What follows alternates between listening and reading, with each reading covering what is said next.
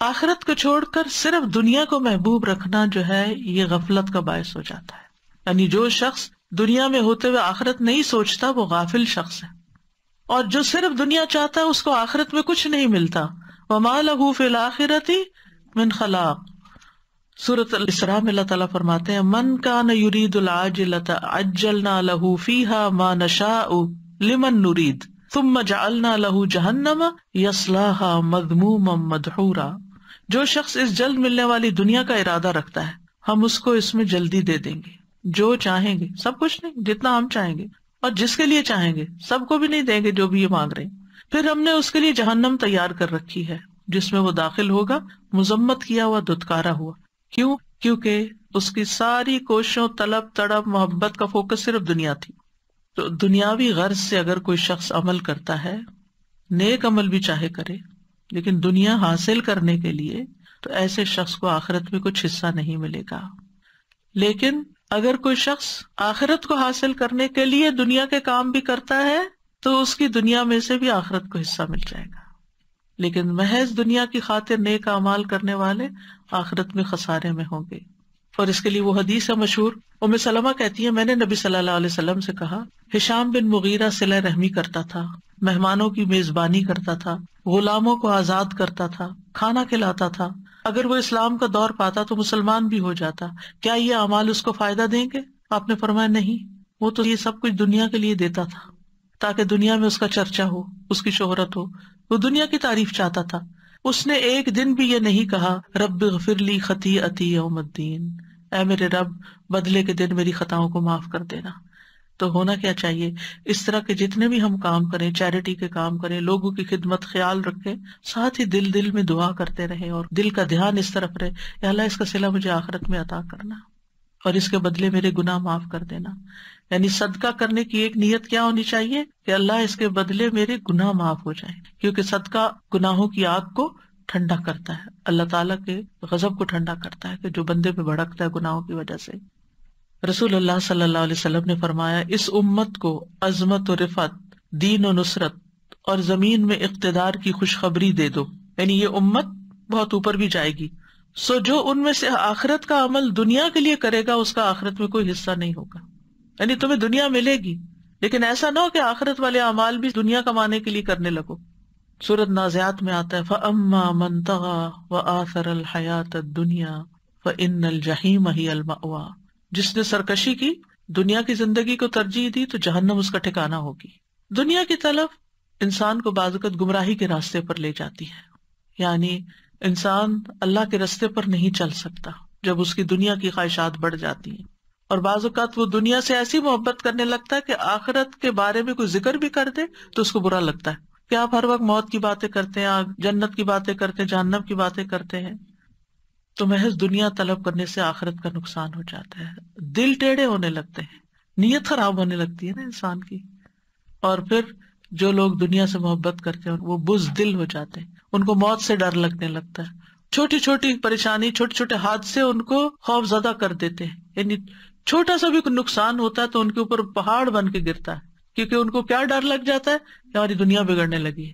لیکن جس شخص کو آخرت کا غم لگ جاتا ہے نا، دنیا میں اس کا کوئی بڑے سے بڑا بھی نقصان ہو تو وہ کیا سوچتا ہے، دنیا ہی تو ہے، حقیر متاع ہی تو ہے، اگر اس پہ صبر کے بدلے اللہ اس سے آخرت میں بہتر دے دے تو میں اسٹل خسارے میں نہیں ہوں، میرا کچھ بھی نہیں گیا. اولاد کا نقصان ہو، جان مال، کسی بھی چیز کا، ہر چیز میں مومن کیا کہتا ہے، انا للہ و انا الیہ راجعون. یہ چیز گئی ہے، ہم بھی اللہ کے ہیں، ہمیں بھی چلے جانا ہے. تو وہ اس کا غم لگا کر نہیں بیٹھ جاتا، وہ غم پالنے نہیں لگ جاتا، وہ پھر بھی اٹھتا ہے اور کچھ کرتا ہے کیونکہ اس نے بھی آگے جانا ہے. صرف جانے والوں کے غم میں روتے رہنا ہی عقل مندی نہیں، کیونکہ ہم نے بھی جانا ہے. وہ چلے گئے اپنا کما کے، ہمیں بھی کچھ کمانا ہے، تو اس وقت کو ادھر ادھر ضائع نہیں کرنا. پھر اسی طرح یہ ہے کہ دنیا کی حقیر چیزوں کے بندے نہیں بننا چاہیے. رسول اللہ صلی اللہ علیہ وسلم نے فرمایا ہلاک ہوا درہم کا بندہ، ہلاک ہوا دینار کا بندہ، ہلاک ہوا منقش چادر کا بندہ، یعنی زیب و زینت والے کپڑے کا شوق. اگر اسے مل جائے تو راضی، نہ ملے تو ناراض، اللہ سے بھی ناراض، بندوں سے بھی ناراض. یہ ہیں مال کے بندے. اللہ کرے یہ ہلاک ہو جائے، سر نگوں ہو کر گر پڑے، اگر اسے کانٹا چبھے تو کوئی نہ نکالے. نبی صلی اللہ علیہ وسلم نے ایسے بندے کے لیے بد دعا کی. ابن عباس کہتے ہیں اللہ نے دنیا کو 3 حصوں میں تقسیم کیا ہے، ایک حصہ مومن کے لیے، ایک حصہ منافق کے لیے اور ایک حصہ کافر کے لیے۔ وہ کہتے ہیں مومن آخرت کے لیے زیادہ راہ لیتا ہے، یعنی مومن جتنی دنیا اس کے پاس زیادہ آتی ہے اتنی وہ آخرت بنا لیتا ہے۔ منافق اس دنیا سے دنیا کی زینت اختیار کرتا ہے، یعنی منافق کے پاس جب مال و دولت آتا ہے تو وہ کیا سوچنے لگتا ہے، اور زیادہ گھر کی ڈیکوریشن کیسے کر لوں، اور زیادہ لباس مہنگا کیسے خریدوں، یعنی وہ اپنے مال کا ایک بڑا حصہ صرف دنیا کی زیب و زینت میں ہی لگاتا چلا جاتا ہے۔ اور کافر خوب عیش کرتا ہے کہ بس دنیا اس کے لیے عیش و عشرت کا مقام ہے، دنیا اس لیے کماتا ہے تاکہ دنیا میں عیش کر سکے۔ اور آپ اپنے آگے پیچھے دائیں بائیں ہر طرف دیکھتے ہیں کہ لوگ بہت سا کام، بہت سی محنت کیوں کرتے ہیں، تاکہ ایک لگژوریس لائف گزار سکیں۔ لگژوریس لائف ایک ہوتی ہے ضرورت کی زندگی، کہ اللہ تعالیٰ مشکل سے بچا کے آسانی والی زندگی دے تاکہ انسان اپنی عبادت، اپنے کام، اپنے سارا کچھ اچھے سے کر سکے۔ اور ایک ہے عیش و عشرت والی زندگی، کہ زیادہ کام ہو تاکہ زیادہ عیش و عشرت ہو۔ اور یہی وجہ ہے کہ آپ دیکھیں کہ ایسے لوگوں کا جو آخرت سے غافل ہو کر جیتے ہیں، ان کے مال کا بڑا حصہ کہاں جاتا ہے؟ سوچئے کہاں جاتا ہے؟ انٹرٹینمنٹ، یعنی کھانا صرف ضرورت کا کھانا نہیں، بلکہ کھانے میں ایسی چیزوں کا انتخاب جو صرف ایک زبان کا ٹیسٹ ہو یا ایک انٹرٹین کرتی ہوں۔ پھر اس کے بعد اوقات اگر فارغ ہیں تو وہ کس کام میں جاتے ہیں؟ ویکیشنز۔ اور ویکیشنز میں بھی ایسی جگہوں کا انتخاب جہاں نہ انسان اپنی نگاہوں کی حفاظت کر سکے اور نہ ہی اپنے دین کی حفاظت کر سکے، اور پھر اسی طرح لباس اور باقی چیزیں۔ تو مومن دنیا کی عیش و عشرت کے پیچھے نہیں ہوتا، وہ اپنے وقت کو قیمتی سمجھتا ہے۔ وہ اگر ویکیشن پر جاتا بھی ہے تو غور و فکر کے لیے وہ ایسی جگہوں کا انتخاب کرتا ہے کہ جہاں وہ جا کر اپنے ایمان میں اور اضافہ کر کے آئے، جہاں وہ کچھ نیا سیکھ کر آئے۔ یعنی مومن کے لیے کہیں ویکیشن پہ جانا منع نہیں ہے، بلکہ کہا گیا سیرو فی الارض، زمین میں چلو پھرو، دیکھو کیسے ہوا پچھلی قوموں کے مجرموں کا انجام، چلو پھرو، اللہ کی نشانیوں پر غور کرو۔ ایسی ویکیشن منع نہیں ہے، کیونکہ اس میں ہم کس کے لیے حصہ لے رہے ہیں؟ آخرت کے لیے حصہ لے۔ لیکن اگر صرف عیش و عشرت، جیسے وہ لوگ جن کے دل اللہ کے خوف سے خالی ہوتے ہیں، وہ ایسی جگہوں پر زنا اور شراب اور ہر طرح کے حرام کام کرنے کے لیے ان کو کھلی چھٹی ملتی ہے، تو اس چیز کی پوچھ ہوگی، اس پہ پکڑ ہے۔ اور ایک اور بہت سوچنے کی بات، وہ کیا؟ مالک بن دینار کہتے ہیں آپ دنیا کے لیے جتنا غم کریں گے اسی حساب سے آپ کے دل سے آخرت کی فکر نکل جائے گی، کیونکہ ایک دل ہے نا، آپ نے اس میں کیا بھرنا ہے۔ اگر دنیا کا غم بھر لینا ہے تو آخرت کا غم نکل جائے گا۔ جتنا جتنا دنیا کا غم بھرے جا رہے ہیں آخرت کا غم نکلے جا رہا ہے۔ اور اگر آپ آخرت کا غم لگا لیں گے تو دنیا کا غم نکلنا شروع ہو جائے گا۔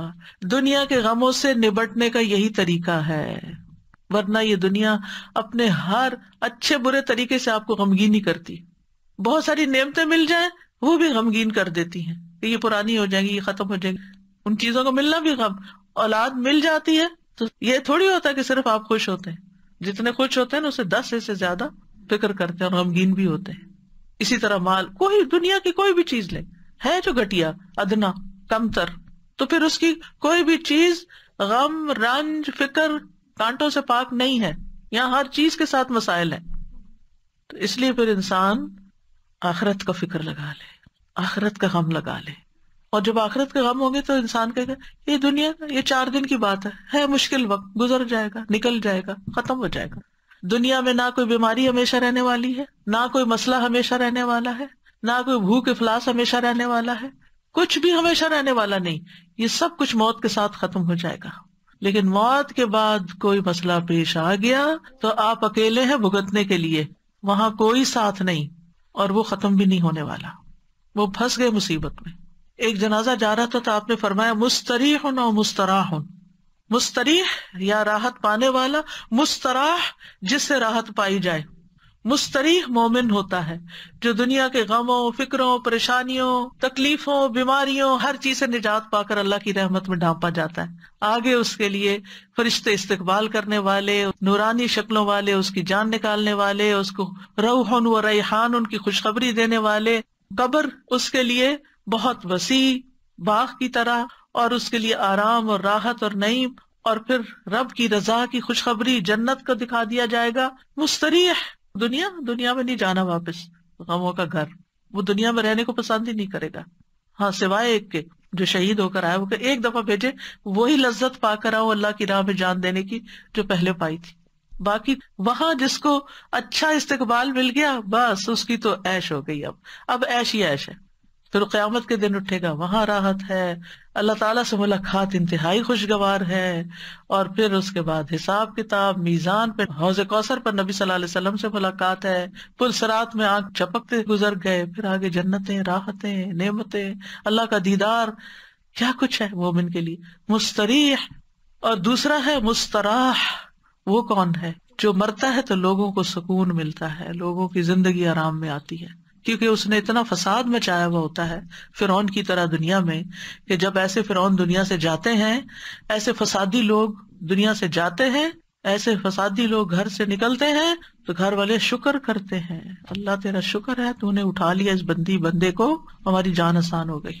ایسے نہ بنے کہ لوگ آپ کے مرنے کی دعائیں کرنے لگے، لوگوں کے فائدے کے بنے، لوگوں کے کام کے بنے. کچھ لوگ ایسے ہوتے ہیں جن کی زندگیاں گھر والوں نے حرام کی ہوئی ہوتی ہے، اور بعض اوقات صرف ایک خاتون یا ایک مرد کی وجہ سے وہ زندگی حرام. ابیوسو ہسبینڈ، یعنی کوئی کام سیدھا نہیں، کوئی بات سیدھی نہیں، ہر بات پہ گالیاں گلوچ، مار کٹائی، لڑائی جھگڑے. آپ یقین کریں اس وقت روزے سے ہوں، یعنی شاید ہی کوئی دن یا پھر شاید ہی کوئی ویک ایسا جاتا ہے کہ جس میں اس قسم کی باتیں نہ سننے کو ملے، کہ جس میں خواتین اپنے ہسبینڈس کی برائیاں اور ان کی تکلیفیں، یا ساس کی برائیاں، یا کسی اور کی، یعنی لوگوں نے لوگوں کو ہی دکھی اور پریشان کر کے رکھا ہوا ہے. لوگوں نے لوگوں کی زندگیاں حرام کی ہوئی ہیں، گھر میں لڑائیاں، بچوں کی طرف سے پریشانیاں. لگتا ہے کہ کوئی گھر خالی نہیں ہے. اس سے لوگوں کو آخرت بھول گئی ہے، اسی لیے وہ اپنی زبان سے دوسروں کو تکلیف دیتے، اسی لیے وہ دوسروں کے اوپر ظلم ڈالتے، اسی لیے بدتمیزی اور بد اخلاقی کرتے ہیں کہ کوئی ان کو پوچھنے والا نہیں ہے. اگر انہیں اللہ کا ڈر ہو، اللہ کا تقویٰ ہو، انہیں فکر ہو کہ قبر میں بھی جانا ہے، فرشتے نے جان لینے بھی آنا ہے، اور ایسا بے بس ہو کے پڑا ہوگا کہ کوئی بھی مدد نہیں کرے گا، تو رہ جائے گا یہ سارا دنیا کا ساز و سامان. بعض اوقات صرف مال کے پیچھے جھگڑے ہیں، بہن بھائی خون کے رشتے آپس میں کٹے ہوئے اور ایک دوسرے پہ مقدمے کر رہے ہیں، ایک دوسرے سے لڑائیاں کر رہے ہیں. یعنی حد ہی ہو گئی ہے فتنے فساد کی کہ آپ جدھر نظر اٹھا کے دیکھتے جس بندے کے پاس بیٹھتے ہیں وہیں کوئی نہ کوئی ایسے ظلم کی داستانیں ہیں. ہم کدھر کو جا رہے ہیں؟ ہم کیا کر رہے ہیں؟ ہمیں اپنی آخرت بھولی ہوئی ہے، اس لیے یہ سب کچھ ہے. چھوٹے سے دنیا کے حقیر مال و متاع کے لیے آپس کی لڑائیاں ہو رہی ہیں. تو بہرحال جو دنیا کا غم لگاتا ہے وہ آخرت سے غافل ہو جاتا ہے، اور جو آخرت کا غم لگاتا ہے وہ دنیا کے غم سے آزاد ہو جاتا ہے. اور خاص طور پر جو ہی موت آتی ہے مستریح. اس لیے مومن جو ہے وہ موت کی تیاری کرتا ہے، فکر کرتا ہے کہ وہاں پریشانی نہ ہو، لیکن اس کو ایک پل خوشی بھی اندر سے ہوتی ہے کہ جانے سے فائدہ ہی ہے اگر اللہ تعالیٰ لے جاتا ہے. لیکن جو شخص دنیا سے محبت کرتا ہے اس کو دنیا چھوڑنے کا بھی بڑا غم ہے کہ میں دنیا چھوڑ آیا. وہ جس کو میں نے دن رات کمایا، وہ میرے کاروبار، وہ میرے بزنس، وہ میری جابیں، وہ میرے مال، وہ میرا بینک بیلنس، وہ کدھر گیا سب کچھ. یعنی ایک وہ شخص ہے جس کو ڈاکٹر کہتے ہیں بس آپ کے پاس 2 مہینے ہیں، اور اس نے اپنی آخرت کے لیے تیاری کی ہوتی ہے تو وہ سکون سے ان 2 ماہ کو گزارتا ہے اللہ کا ذکر کرتے، اللہ کا یاد کرتے ہوئے. اور ایک وہ شخص ہے جس نے صرف دنیا میں اپنا سب کچھ لگایا ہوتا ہے، جب اس کو موت کی خوشخبری کوئی دے دیتا ہے کہ اب تو آپ کے پاس گنے چنے دن ہیں، تو اس کو یہ غم پھر بھی کم ہوتا ہے کہ آگے کیا ہونا ہے میرے ساتھ. اس کو پھر یہ غم ہوتا ہے کہ میرے پیچھے اس مال کا کیا ہوگا، ہائے افسوس میں اس سے فائدہ نہ اٹھا سکا، جس کے لیے میں نے چوری کی، ڈاکے ڈالے، لوگوں کے مال غصب کیے، حرام کھایا، اور ظلم اور زیادتی کے ساتھ میں نے اپنی زندگی گزاری. تو اس لیے ابھی وقت اور مہلت ہے ہمارے پاس، ہم اپنے رویوں کو ٹھیک کر لیں، ہم صبر سے کام لیں، ہم اپنے اخلاق کو اچھا کر لیں، اور ہم اپنی آخرت کو کسی قیمت پر نہ جانے دیں. جو ہمارا حصہ نہیں بنتا، جو ہمارا مال نہیں، اس کے اوپر ہم نظر ہی نہ رکھیں. ظلم اور زیادتی کے ساتھ کسی کا مال ہتھیانے کی کوشش نہ کریں، جھوٹ بول کر کسی سے کچھ حاصل نہ کریں، اور اگر سچ بول کر اپنا بھی کچھ جاتا ہے تو جو رزق آپ کی قسمت میں ہے وہ آپ کے پاس آئے گا. مومن کا یہ یقین ہوتا ہے کہ موت اس وقت تک نہیں آئے گی جب تک میں اپنا رزق پورا نہیں کر لوں.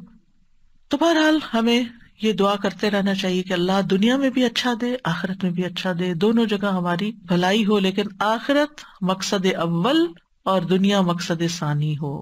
یعنی ترتیب یہ ہو، یعنی اللہ کی رضا، آخرت کا ثواب اور اس کے ساتھ ساتھ دنیا میں بھی ایک اچھی عزت والی زندگی ہو، آرام والی زندگی ہو کہ جس میں انسان کو فائدہ ہو۔ اب یہ جو حسنہ ہے نا، تو بعض اوقات ہم سمجھتے ہیں کہ حسنہ سے مراد صرف نعمتوں کا ملنا ہے نا، ہاں اس کے ساتھ اللہ کی اطاعت کی توفیق ہونا، یہ بہت بڑی حسنہ ہے۔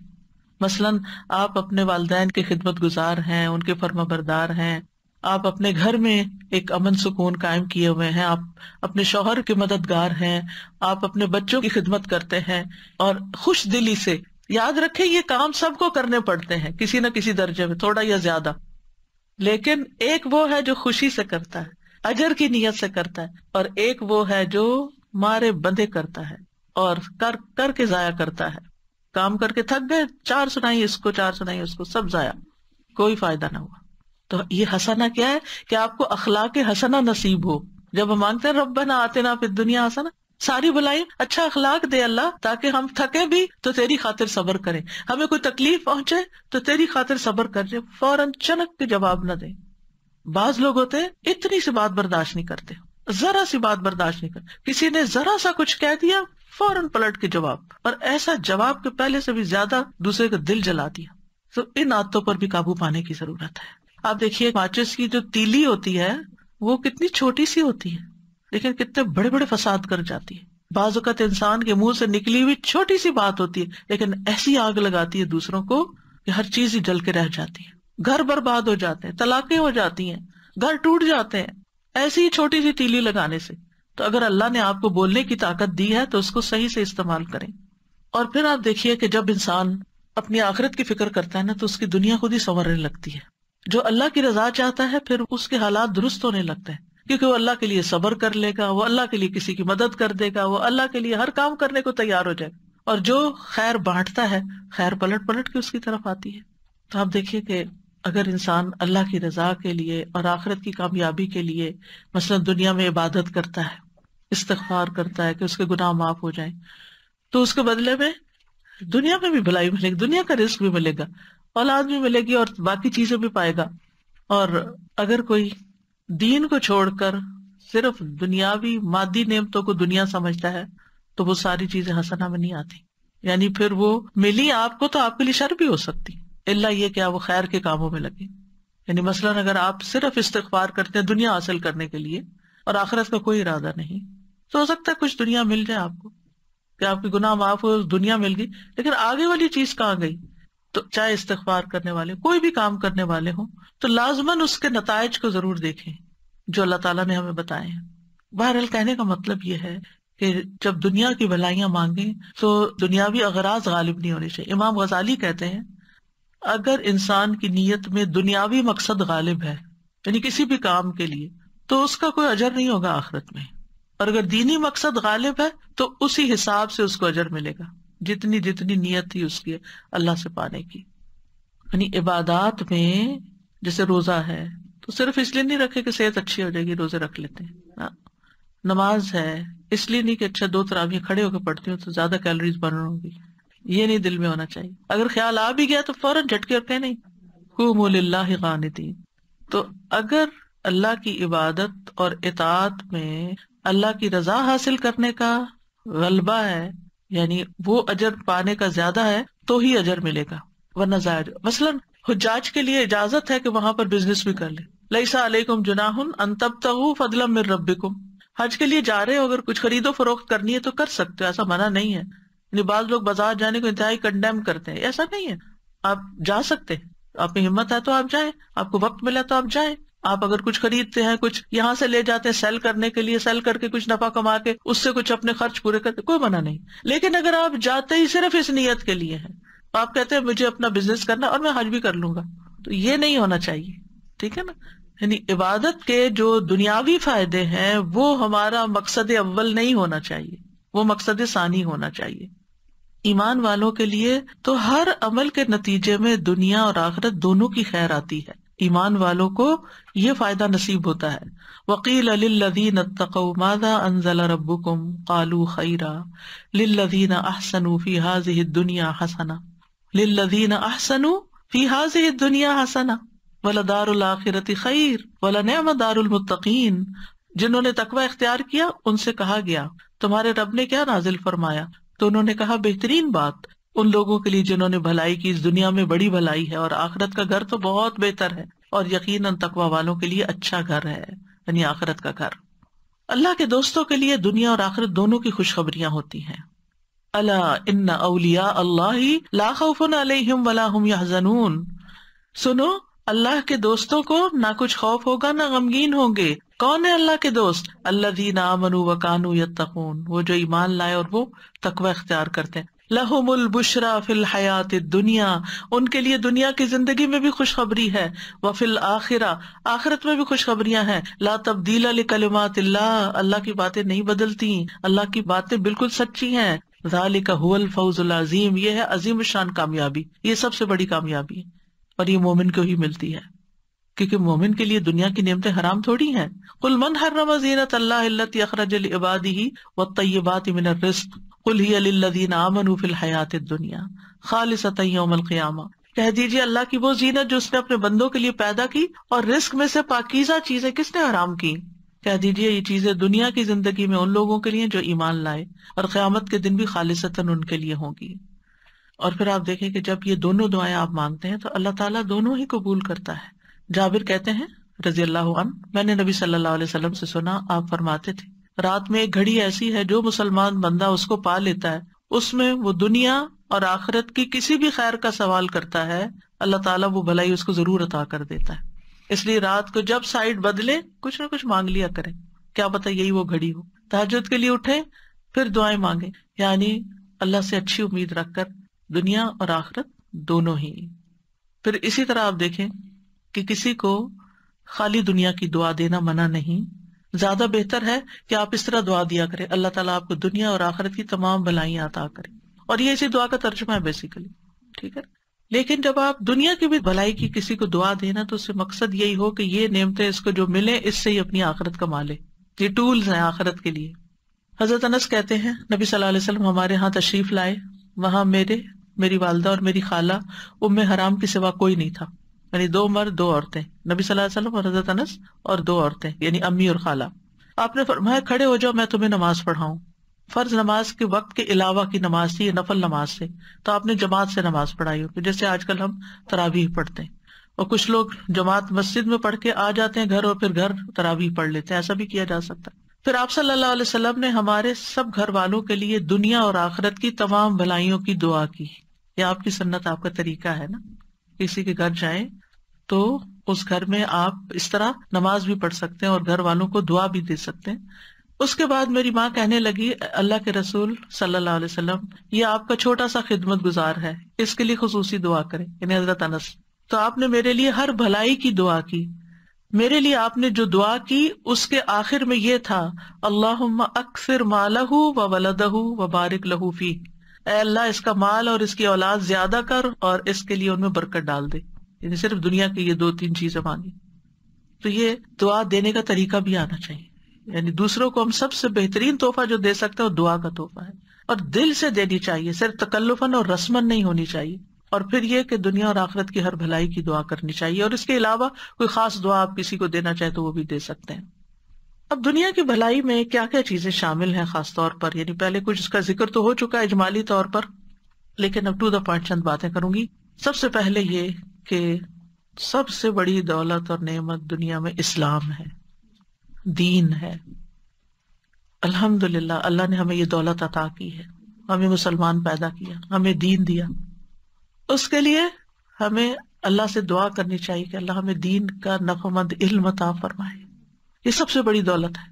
ایمان کے بعد جو دولت مانگنی چاہیے وہ ربی زدنی علما ہے، یہ مل گیا آپ کو، آپ کے علم میں اضافہ ہوتا گیا تو نتیجہ کیا ہوگا، آپ کے نیک اعمال زیادہ ہوتے جائیں گے۔ علم سرمایہ کی طرح ہے، جتنا مال زیادہ ہوگا نا اتنا آپ زیادہ خرید سکتے ہیں کوئی چیز، جتنا علم زیادہ ہوگا اتنی آپ کو نیکیاں کرنے کے زیادہ طریقے پتہ چل جائیں گے کہ کیا کیا کرنا ہے۔ اس لیے علم حاصل کرنے کے حریص ہونا چاہیے، اور علم کی مجالس کا حریص ہونا چاہیے۔ یہ دنیا کی بہت بڑی حسنہ ہے، بہت بڑی بھلائی ہے جس کو یہ نصیب ہو جائے کہ اس کو اللہ تعالیٰ موقع دے دے، وقت دے دے، توفیق دے دے کہ وہ علم کی مجلس میں حاضر ہو جائے اور وہاں سے کچھ لے کے اٹھے، کوئی خزانہ پا کے جائے اور اس پر پھر عمل بھی کرے۔ اس کے بعد سب سے بڑی دولت نیک اعمال کی توفیق ملنا. نبی صلی اللہ علیہ وسلم نے فرمایا نیک عمل کرو. ہر شخص کو ان اعمال کی توفیق دی جاتی ہے جن کے لیے وہ پیدا کیا گیا. جو شخص نیک ہوگا اسے نیکوں کے عمل کی توفیق ملی ہوتی ہے، اور جو بدبخت ہوتا ہے اسے بدبختوں کے عمل کی توفیق ملی ہوتی ہے. آپ دیکھیں بہت سے لوگ علم رکھتے ہیں مگر عمل کوئی نہیں کرتے، باتیں بہت کرتے ہیں لیکن جب عمل کا وقت آتا ہے انہیں سمجھ ہی نہیں آتی انہوں نے کیا کرنا ہے. تو اس لیے حکمت مانگنی چاہیے کہ اللہ ہمیں رائٹ ٹائم پہ رائٹ ڈیسیژن کرنے کی توفیق عطا کر، کہ کس وقت کرنا کیا ہے، ہمیں اپرچونٹیز اویل کرنے کی توفیق دے. کیونکہ بعض اوقات ہمارے گھر کے سامنے دریا بہ رہا ہوتا ہے اور ہم پیاسے بیٹھے ہوتے ہیں کیونکہ ہمیں توفیق نہیں ہوتی، ہمیں سمجھ نہیں آ رہی ہوتی کہ یہ بھی خزانہ ہے. پھر آپ صلی اللہ علیہ وسلم نے یہ آیت بھی تلاوت کی، فَأَمَّا مَنْ أَعْطَى وَاتَّقَى وَصَدَّقَ بِالْحُسْنَى فَسَنُيَسِّرُهُ لِلْيُسْرَى. پھر یہ ہے کہ انسان اچھے علم پر عمل کے ساتھ ساتھ، توفیق مانگنے کے ساتھ ساتھ، ہر کام میں اللہ کی مرضی کو تلاش کرے، اس کے مطابق زندگی بسر کرے. فرمایا افمن اتبع رضوان اللہ کمن باء بسخط من اللہ ومأواہ جہنم وبئس المصیر ہم درجات عند اللہ واللہ بصیر بما یعملون. آل عمران 162 اور 3. کیا وہ شخص جو اللہ کی رضا کے پیچھے چلا اس شخص جیسا ہے جو اللہ کی طرف سے کوئی ناراضگی لے کے لوٹا جس کا ٹھکانہ جہنم ہے اور وہ برا ٹھکانہ ہے؟ یہ لوگ اللہ کے نزدیک مختلف درجات میں ہیں اور اللہ خوب دیکھنے والا ہے جو وہ کر رہے ہیں. پھر نعمتوں کو صحیح استعمال کرنے کی توفیق مانگنا کہ اللہ جو تو نے دیا ہے اس کو مجھے اچھی طرح برتنا بھی نصیب فرما. کیونکہ کچھ لوگوں کے پاس بہت کچھ ہوتا ہے انہیں سمجھ ہی نہیں آتی وہ کہاں خرچ کرے، وہ ادھر ادھر پھینکتے رہتے ہیں، فضول چیزوں پہ خرچ کرتے رہتے ہیں، گھر میں بیکار کی چیزیں خرید کر لے آتے ہیں جسے کوئی استعمال نہیں کرتا، ردی کی ٹوکری میں جاتی ہیں یا ایسی جگہ پر جہاں کوئی بھی ان کا خریدار نہیں ہوتا. مطلب کیا ہے کہ مطلب یہ کہ پھر سمجھ نہیں ہے نا، عقل نہیں ہے. تو نعمتوں کو صحیح استعمال کرنے کی توفیق ملنا بھی حسنہ ہے. تندرستی، وقت کا صحیح استعمال، لمحے کا صحیح استعمال. صرف ٹک ٹاک پر ہی نہیں بیٹھے رہیں کہ ایک کے بعد ایک چیز دیکھتے رہیں، انجوائے کرتے رہیں. صرف سیاست کے اوپر ہی باتیں نہ کرتے رہیں. افسوس یہ کہ آج کل اچھے بھلے عقل مند مسلمان جو قرآن پڑھے ہوئے ہیں، دین جانتے ہیں، وہ رمضان کی رحمتوں اور برکتوں سے فائدہ اٹھانے کی بجائے اپنی شخصیت پرستی میں مبتلا ہو کر اپنی شخصیتوں کے ترانے پڑھ رہے ہیں یا مخالفوں پر سچے جھوٹے الزام لگا رہے ہیں. کیا کما رہے ہیں؟ سوچو کیا کما رہے ہو؟ آپ کی ان باتوں سے کیا آپ کی تقدیر بدل جائے گی؟ کیا بنے گا آپ کا؟ کس قدر خسارے میں ہیں ہم. یہ لمحات، یہ گھڑیاں کوئی ہم نے گارنٹی لے رکھی ہے کہ اگلے سال ہمیں ملیں گی؟ خبروں پہ خبریں، تبصروں پہ تبصرے، باتوں پہ باتیں. نتیجہ کیا ہے؟ آج سے 1 سال پہلے آج کے دن جو خبریں تھی مشہور، کچھ یاد ہے آپ کو؟ کچھ بھی یاد نہیں. اس کا آپ کی زندگی پہ کیا اثر پڑا؟ اور اگر پڑا بھی، اگر کووڈ کی خبریں تھی کوئی اور پڑا بھی، تو آپ نے بٹ رہے ہیں نا اکیلے، کسی اور کو کیا اس سے. تو شخصیتوں پر باتیں کرنے اور تبصرے کرنے سے مکمل پرہیز کریں.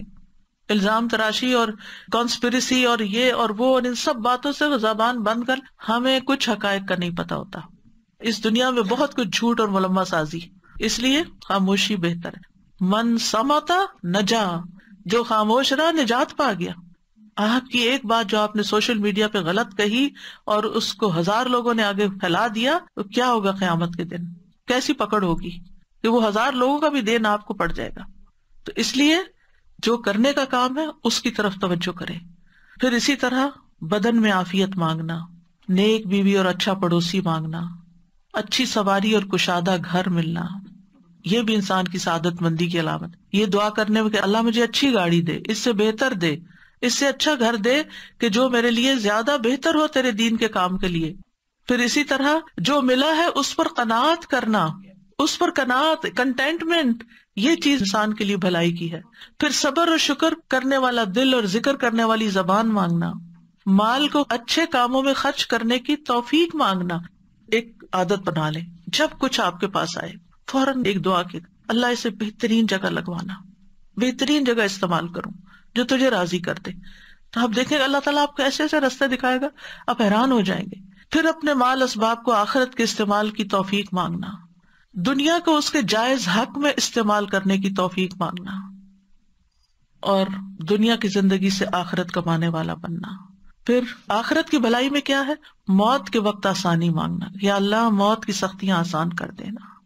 پھر موت کے وقت کی خوشخبریاں ملنا، قبر کشادہ ہونا، قبر کی نعمتیں ملنا، حشر کا دن آسان ہونا، لا يحزنهم الفزع الاکبر، ایسے لوگ بھی ہوں گے جو اس بڑی گھبراہٹ کے دن بالکل گھبراہٹ میں نہیں ہوں گے، امن چین میں ہوں گے۔ حشر کے دن معافی کا پروانہ مل جانا، تمہیں معاف کر دیا گیا، جاؤ جنت میں۔